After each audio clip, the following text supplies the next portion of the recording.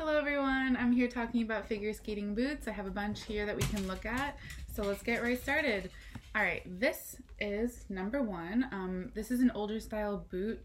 They don't really make these anymore, but you do find them online. This is a Rydell boot.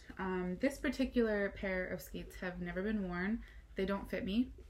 Someone gave them to me and I'm trying to find a home for them. But what I wanted to show you was the support here. This is not a very supportive boot. This could be something very good for someone who's learning how to skate, who doesn't skate very often, doesn't do any tricks.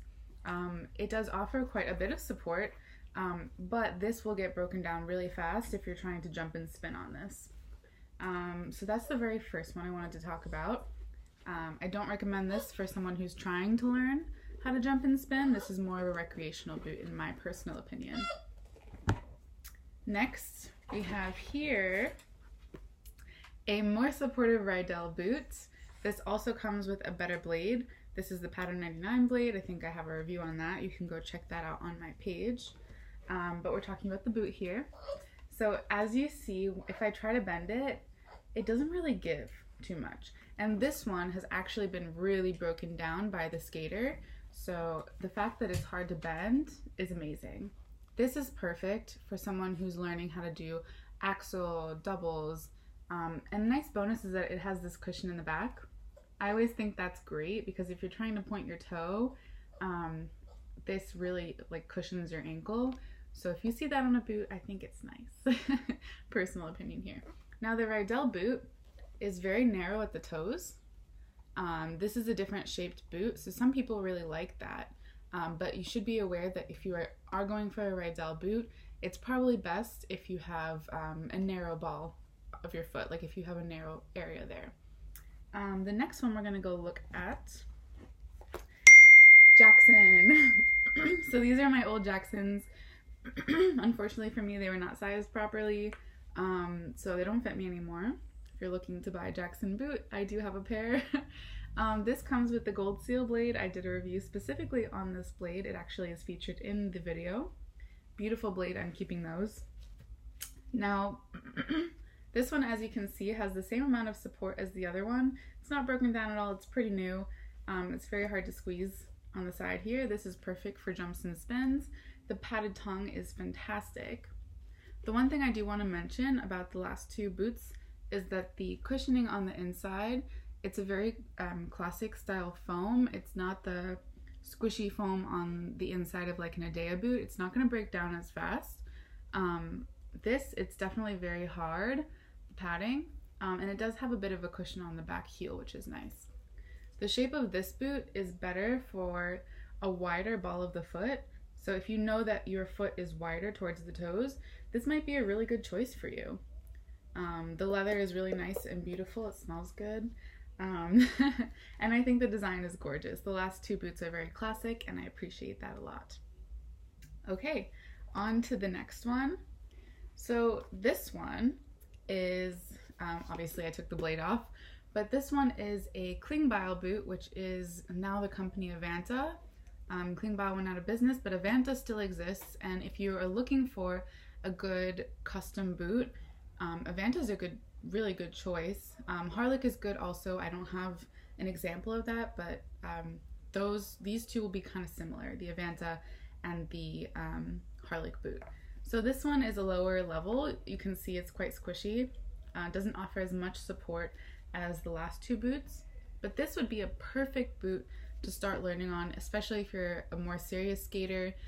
You're working on your single jumps, your spins, even up to axle you could probably do in these. These boots are custom, so they do take a fit of your foot. This particular boot does not fit me. That's why I have it. If somebody's interested, DM me. But what I like about this is that the tongue is very squishy. There's tons of squishy padding in here. It's still the classic padding. It doesn't break down as fast, but there's a lot of it in there, as you can see, so it's very comfortable. And the leather is very nice and durable. Smells nice, smells like leather. And it also features these two little hooks on the tongue, which the the Jackson and the Rydell boot also have, and that just keeps the tongue in place. It's not going to move around while you're skating. So the shape of this boot doesn't really matter so much for your foot because it will be custom, and that's a pretty nice thing actually. And these ones I think are very good to point your toes in and that sort of thing.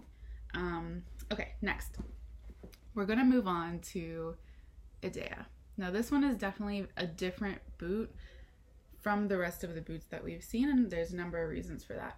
So this one is my Edea boot. I put on extra crystals. They're very popular right now. A lot of skaters, a lot of high level skaters have these. This boot in particular is different in the way it functions because of the inside. So the padding on the inside is very, very soft and squishy. You touch it and you like sink all the way to the outside feel. It just feels like that, I guess. It's very, very squishy. So the thing about these boots is that the padding just goes all the way through. With a boot like Jackson, for example, there are spots where the padding hugs and is less padding and is more padded. So this sort of curves to your foot. Honestly, all these boots I've just showed you sort of curve to your foot with the padding. This one, the padding is just straight all the way through. So as you skate in it, the pressure points of your foot push out on the padding. So where it needs to be padded, it stays padded, and where it doesn't need to be padded, it kind of compresses in. The bad thing about this is that it does get looser over time because the padding is so squishy. So that is definitely a downside. Another thing I should mention is that the heel is pretty high. The Jackson heel I think is about the same height. You can sort of see the difference between the Avanta heel and the Edea heel. This one's a lot lower. So this boot will definitely push you over your toe a bit more. I like that. Some people don't like that. Depends on you. So the way that this boot functions compared to the last ones, they feel different on the ice. It just does. And I think it breaks down a lot faster than the rest. Currently I am in this boot though, so I do like it. All the pros, I think, for me outweigh the cons. They are very, very comfortable. There is no break-in time. You can pretty much skate and jump first day. I've heard that you can do that in the Avantas as well because they're custom. They fit to your foot and you don't really need to break them in. So that's a personal preference, really.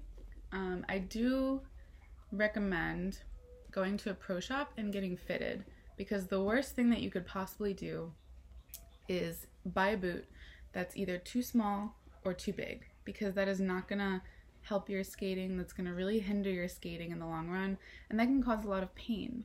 And you can't really skate your best when you're in pain.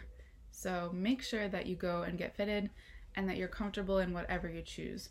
So every boot definitely has its own features that I think are great, and that's something you do have to experience on your own and decide how you like to skate and what boot skates best for you. Now let's say you don't have a shop. That's the hardest thing ever, right? So that you don't have a shop near you, or you have to drive really far to get there. Still try to find a way to get fitted or measure like 100 times before you buy something. I think for beginners, either going for a Jackson, a Rydell, or an Edea is probably best. I would save the custom boots for once you know exactly what you want and how you skate, and for when you're a little bit better. In the beginning, you definitely don't want to spend too much money because you don't know how long you'll be skating for, and you really don't know what works for you. So definitely don't spend too much in the beginning. Only when you really understand how you skate and how you like to skate, that's when you should kind of spend a bit more.